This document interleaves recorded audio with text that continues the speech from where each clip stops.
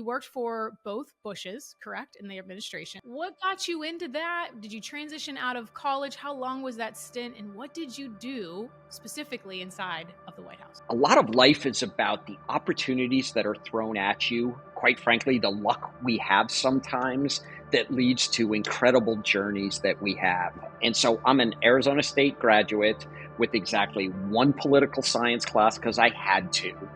And I graduated from there, and within 2 years, I was working in the executive office of the president in the White House, traveling the world with him. And Candy, it all came about because I met a girl at a party. Hey guys, welcome back to another episode of the Candy Valentino Show. Thanks for tuning in with me today. I'm so excited for you to get to spend this time with the guest that we brought you today, David Anderson. And we're going to talk about his background, which I think you're going to find fascinating. And then we're also going to get into leadership principles. I think this is something so important for entrepreneurs and just professionals in general. I think that the topic of leadership isn't talked enough about, because I think people think that it's just a title that you acquire when you start to manage people. And that isn't the case. So I wanted to bring on someone who is an expert in that, and also that could talk about some things that are happening right now in the media. So David Anderson, thank you so much for joining us today. Thank you for having me. Glad to be here. So before we hit play, I had to jump into your bio and say, okay, wait a second. What does this mean that you used to work at the White House? Because obviously that's not something that everyone gets to do. And I think sometimes we see, whether it is Madam Secretary or some of these shows, what it looks like to actually see into the White House. And we're like, how true really are those shows? Is it worse or better? Tell us a little bit about that, because I think that's fascinating. That's a great question. My family hates watching those shows with me because I go, that would never happen. That would never happen. You ruined the show. No, yeah, I do. They're like Madam Secretary. What's the other one? Soul Survivor or whatever, Yes. the one. Yeah. All of those. So yeah, they're like, you have to watch that by yourself, dad or husband. Or my wife just turns it off because she don't like politics in total. So I have to watch those in secret on my own. So obviously that wouldn't have happened very much of all of that. So that would actually be fun to watch one of those with you, because it would be like, all right, would that happen? So my husband was a former defense attorney and judge. He was a former judge. And so a lot of times on the other side of it, I'll be like, is that really what happened? Would they really get off because of doing that? And he's like, no, or yeah, or yes, it's actually worse than that. So that's actually fascinating. But let's talk a little bit about that and tie into how you shifted from that role into what you're currently doing now as an entrepreneur. So you worked for both Bushes, correct, in the administration? Correct. What got you into that? Did you transition out of college? How long was that stint? And what did you do specifically inside of the White House?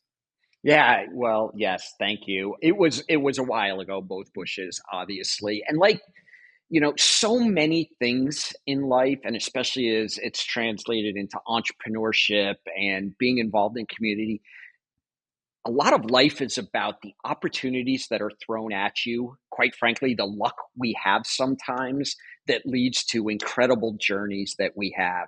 And so I'm an Arizona State graduate with exactly one political science class because I had to.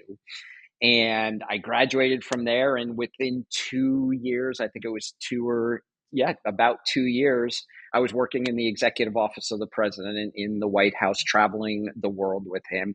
And Candy, it all came about because I met a girl at a party. Oh my Who gosh. happened? Yeah, swear to God. Now, I was working in politics. I was working on Capitol Hill. I was doing other things. The member I was working for ran for a governorship. The first President Bush 41, as we refer to him, the 41st president, did an event. And I happened to be there, and I literally met, her name was Kathy, at a party the next week, and we started talking, and she's like, oh, they're always looking for people to help do what's called advance and travel and do that. And they gave me a couple test drives, and I ended up doing that for 4 years. And then politics is a lot like the mafia. once you're in, they don't let you out. And so, when 43 ran, a lot of the same people started going. So I kind of went back. Now, I lived in Washington, D.C. for the first one. The second one, I stayed in Arizona because I had a business by then. I had a young family, but I was called on to travel extensively internationally, to help, as whenever a president travels, there's a team that goes out. Um, Security, military, Air Force One, all of this, and I would lead those trips, as the White House representative, domestically, internationally. I've been to Russia, I've been to the Middle East, I've been, summits, NATO summits in Romania. I'm truly blessed to have had just some amazing experiences. And I was early 20s, mid 20s at that point. My Oh, greatest wow. How regret cool. is yeah, my greatest regret, honestly, is I didn't pay enough attention to what was going on around me, the leadership I was learning, the leadership I Mm, was seeing firsthand, and not just with presidents, but I was in motorcades. I was in events, sitting in holding rooms with chief of staff, secretaries of state, secretaries of defense, and you just get to talk to them. And again, one of the messages back, how it's helped me as a CEO, entrepreneur, all of that is sometimes we move so fast that we don't take time to fully think about the opportunities and the luck that we have and how we can take advantage of those and what we can learn from them and how these little nuggets we take from experiences that in a lot of ways, I mean, nobody was asking me for my opinion on any world affairs whatsoever, but I was in the room. yeah. And so it was, I wish I would have paid more attention. Now I have gone back, reflected, actually have an outline for a future book on my experiences and all of that. But being perceptive and aware of what's going around us and how Mm, we can capitalize on that. I'm not the smartest person, but I am really good at connecting dots. mhm. And we have dots thrown up in front of us every single day in this world. And it's how we connect those dots to help us achieve the things we want to. Yeah, it's so good. And I love that you touched on that.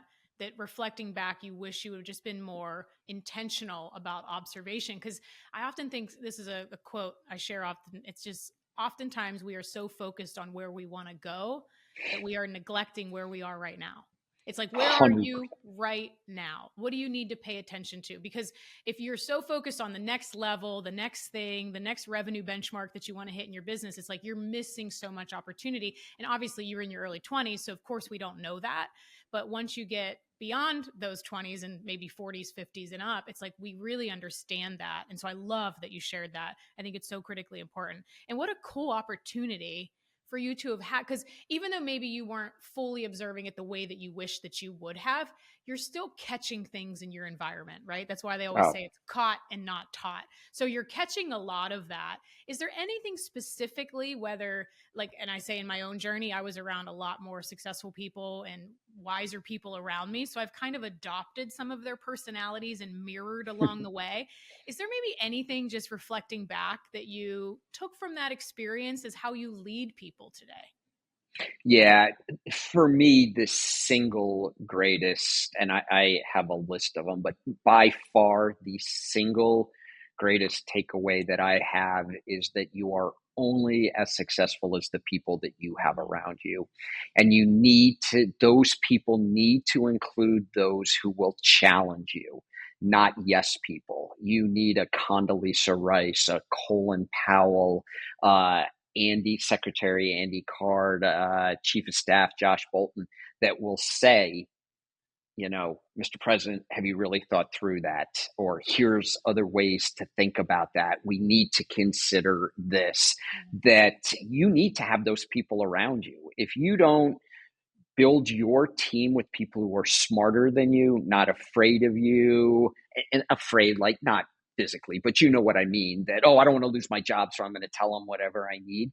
You'll never reach your full potential as a leader because those are the people that push you. And the people I reported to were very much like that.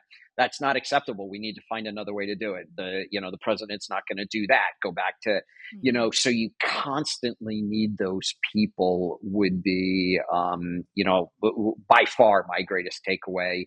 And what I've tried to implement as a CEO, hire great people, give them the guidance they need, and get out of their way in a lot of Mhm. ways. You know, give Yeah. the vision, the direction where you want to go, but don't micromanage it. Right. Yeah. And if you have to do that too much and you've given them the keys to drive the car themselves and they keep coming back to ask you how to drive it, it probably wasn't the right hire. And I think that's tough too. It's really tough to like identify, oh, I either made a bad hire or this wasn't the best fit. And how do you then find that next best hire? But I love what you said. I always say that you never learn in an echo chamber. Like you will Nope. never Great quote. grow, you will never evolve, like you're never going to learn in an echo chamber. And it's also why we learn so much from our failures and our mistakes and our missteps and the no's that we hear, right? The doors that get slammed in the face. Even Yeah. as much as we don't like them. No, it's true, but think about being, a high profile individual like president. Your failures are amplified around the world. Just think how much harder that is. And not only Oh, is it amplified, it's then made fun of on TV. I mean, if you stumble going up a stairs, you're on every late night yes. show going on, there, so you got to have some thick skin, but you can't fear that. One of my greatest lessons, and unfortunately, it took me well into my career to realize that, and something I wish I would have done a better job. I've really worked with my kids on is accept failure, celebrate failure, and it's what you learned, from it. I'm in an organization with Sarah Blakely, who started Spanx and all of that. And one of the things that I heard from her, she's spoken about, is around the dinner table each night. Her dad asked, "What did you fail at today, Mhm. and what did you learn from that?" What a powerful thing for us to accept and not fear. When you were talking about failure, I was literally, when you were done making your point, going to say, did you ever hear about Sarah Blakely and the conversation she had with her dad? Like, we're sharing a brain at the moment. That was crazy. I was like, I can't believe you just said that because That it's is so true. bizarre. Yeah. Imagine if we all had that environment as children. And if we didn't, right? I always say this is the other thing. People think, well, that's so great. She became a billionaire because she had that environment. I didn't have that circumstance. And no, you didn't. And you can't change that, but you can decide what to do next. You can make new decisions now based on the information that you do have. And so often people don't do that. They take the information and they still make the same decisions. And then they wonder why they don't have a different result. And so I love that you shared that. And I actually, before we get into the leadership side of things, I want to just have one more question about the White House. Because again, it's rare that you get to talk, even though there's thousands and thousands of people that work on every administration, it's rare that you get to talk in a business and finance podcast also about the White House, and it's not a political issue.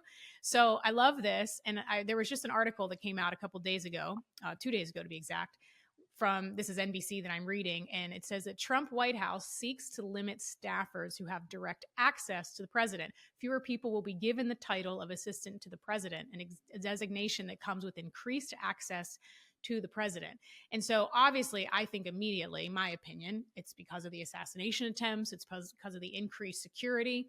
But is there a lot of access traditionally given? So were you part of a lot of people that really had some direct access to President Bush and then also W? Well, my access was when we were on the road. So I was very unique in that, Yeah.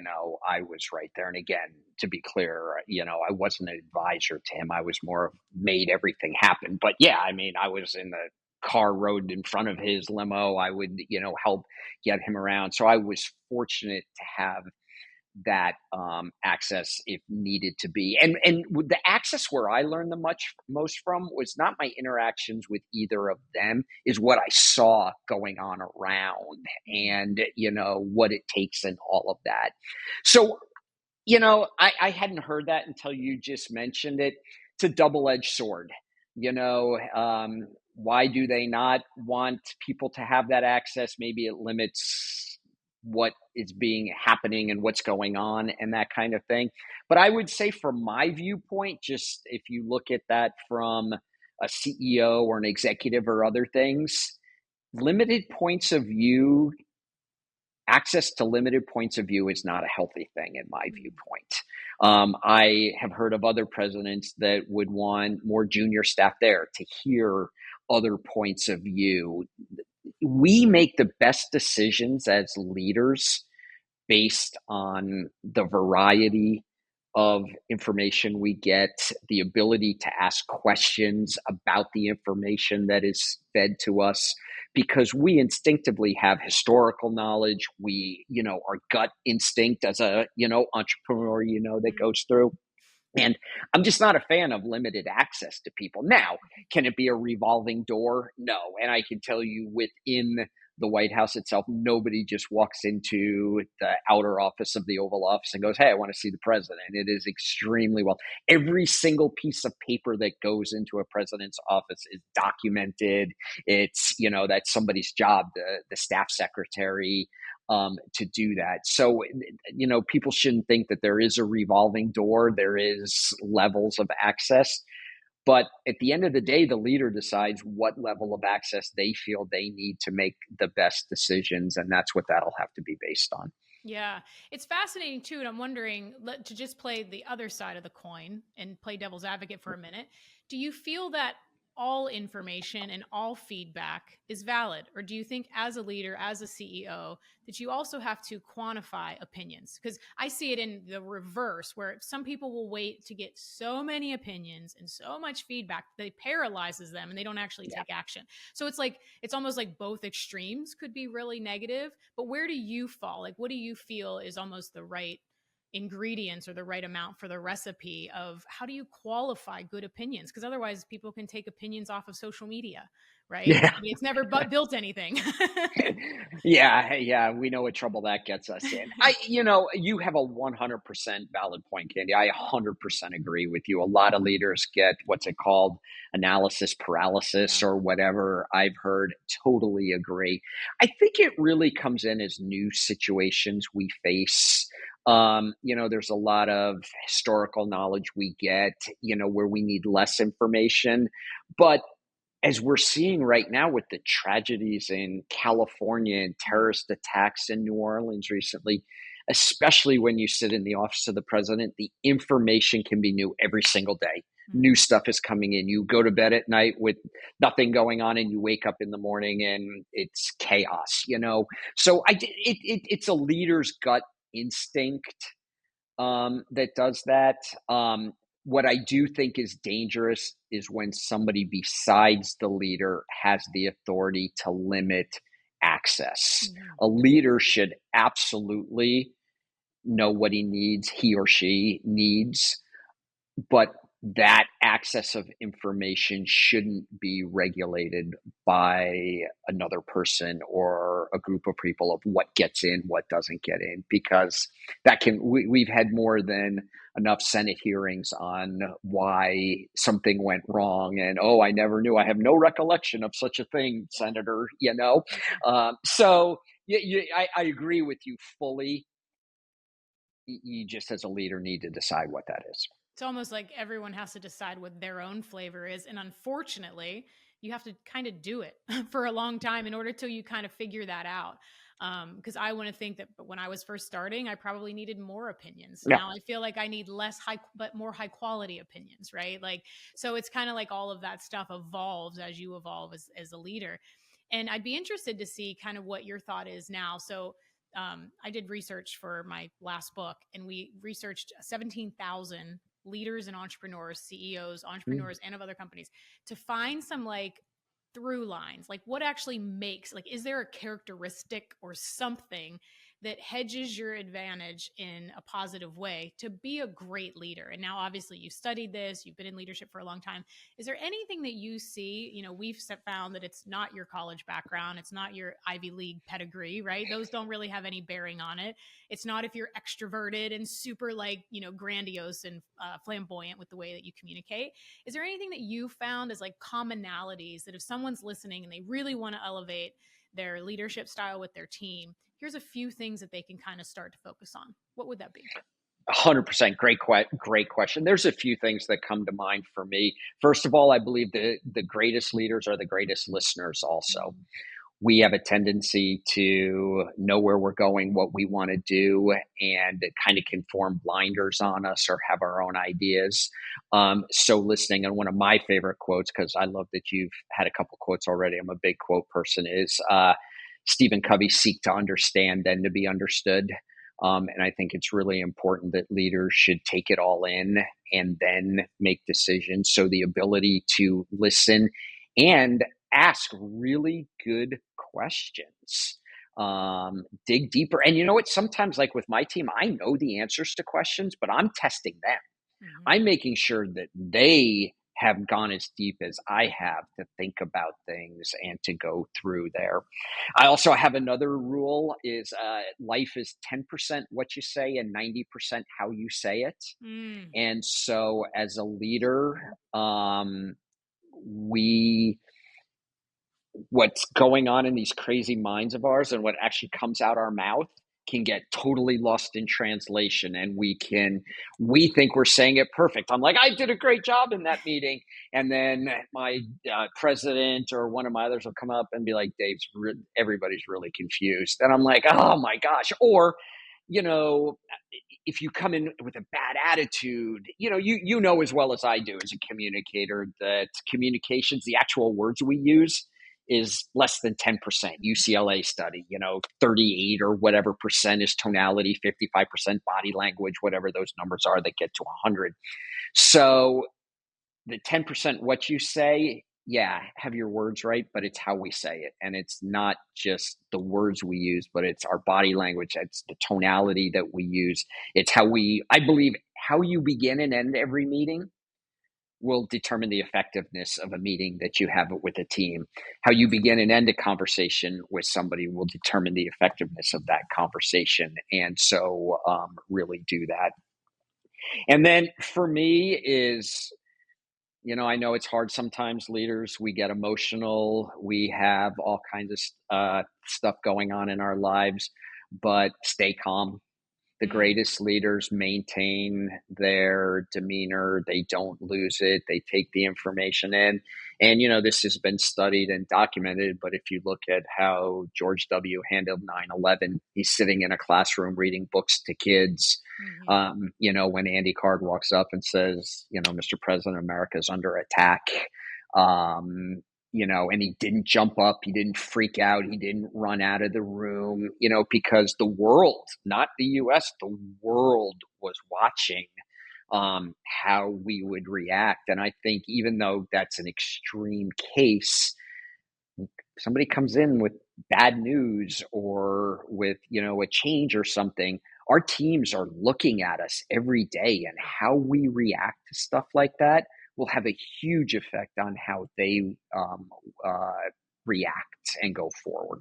Absolutely. Speed of the leader, Eh, speed of the team, right? I don't know whose quote that is, but it's so true.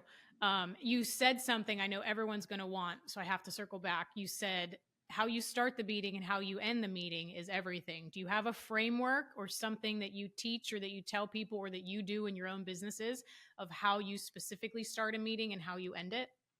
Yeah, for me, in the vast majority of cases, there's a lot of brain science behind this of, how when you start a meeting, start it on an upbeat note. Come into the room in a good mood. Ask questions. Hey, how was the weekend? What are you guys doing? Hey, let's, depending on the meeting. I mean, you can't start every meeting with an icebreaker, but if you're doing big meetings, it's like, hey, even simple things like, what's your one word open today? What's the best thing that happened to you over the weekend? Because all that serotonin and all that other stuff that I don't understand in the brain, um, it sets the tonality in the room for the people that you have. Whereas if we come in and you're like pounding the table and we got a huge problem, people are going to shut down. Hmm. Try to never use the word why as a leader, because just think about it. I mean, my mom and dad, it was like, why did you do that, Dave? Why'd you do that again, I don't Dave? know. Why? Yeah, exactly. Dave, this is the eighth time. Is this or a different why? I mean, why is such a defensive word? Hmm. So simple things. Hey, can you help me explain the decision process to get here? Hey, can you help me explain how we got here? I would like to understand. So there's a lot of things that you can do.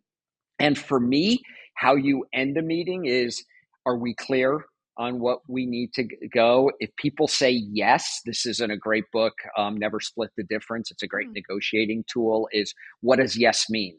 If the team, are we all on the same page where we're now going and they're saying yes, ask the question, what does yes mean? Hmm. What are the next action items that we need to go? And the thing that Chris talks about in that book is, what does yes mean?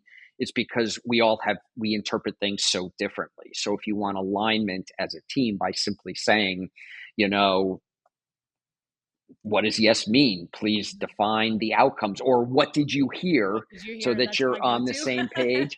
Yeah. And I think it's also really important, and not in a CYA atmosphere, because I hate that. Whenever you can possibly do a quick bulleted summary notes after a meeting, here's what we discussed, here's what we agreed to, here are the next action items, bullets, boom, boom, boom, boom, short, sweet, to the point, allow sets expectations. And as well as I do in business, most things go awry because there's unmatched expectations Yes. of what is expected, Yes. how we're moving forward. Well, I think as the entrepreneur, we think, oh, we communicated this, right? So we don't need to. We, I'm so guilty. Like, oh, I already talked about this. Didn't I just say this already? So you feel like you're saying it over and over again. The person kind of probably needs to hear it 3 to 5 times in order to really capture it, or you need to document it, which AI is great for now. Yeah. I used to do summaries. And it's like, now, if you really need to do that, you let Otter run, or you let some other Yeah. transcription, you let them gather the notes, click review. Okay. Like we do that for board meetings. So it's really great for that, of just like, okay, is that what we wanted to capture? Yes, send. But Yes. who Or if knew? you're, Oh, yeah, go ahead. or if you're my wife of almost 30 years, she just gives me that look of, what did you just say? That made no sense whatsoever. I need that otter to follow me around at home too. You think I'd get Yeah. better? Or my two boys, like, Mom, what was Dad talking about? I'm like, what do you mean you don't understand? I was perfectly Yeah, clear. You exactly. probably don't have that problem. I do. Oh no. I'll tell you, it's I don't know when we knew that entrepreneurship also had to have part psychology degree. Like you need communication, you need human psychology, like all these brain tricks of like gathering. It's like, oh my gosh, I'm just trying to like make payroll, and make sure that we're profitable, or like open another location. But it's so true. And you mentioned your wife. All of these tactics also work in relationships, which I didn't know until, because I started a business so young, I didn't know until much later that like all of these same things of like soft starting, and you don't ever want to use the word always and never, like you always do this or you never do that, like the Yeah. same things apply in our relationship. So I think there's a lot of those leadership principles, if you will, that also tie into just how we interact in our human life in and out of business. Yeah, I totally agree with you. My book is Leaders Not a Title, because we're all leaders in some way. I mean, while they're not as prevalent in business anymore, think about how much of a leader a receptionist is in your Yeah. organization, because it's the very first interaction that people are coming to. They can make or break what that day is going to look like. I'm sure in your businesses, just like mine, there's the person who is perceived as having a better relationship or not with the CEO, the bosses, Hmm. and that kind of stuff. Oh, you go ask them, oh, what's going on? The people that have been there longer, who understand us as leaders and coworkers better, that I call them the translators. Yeah. They're like, what was that meant Yeah. by that? That's all a leadership role.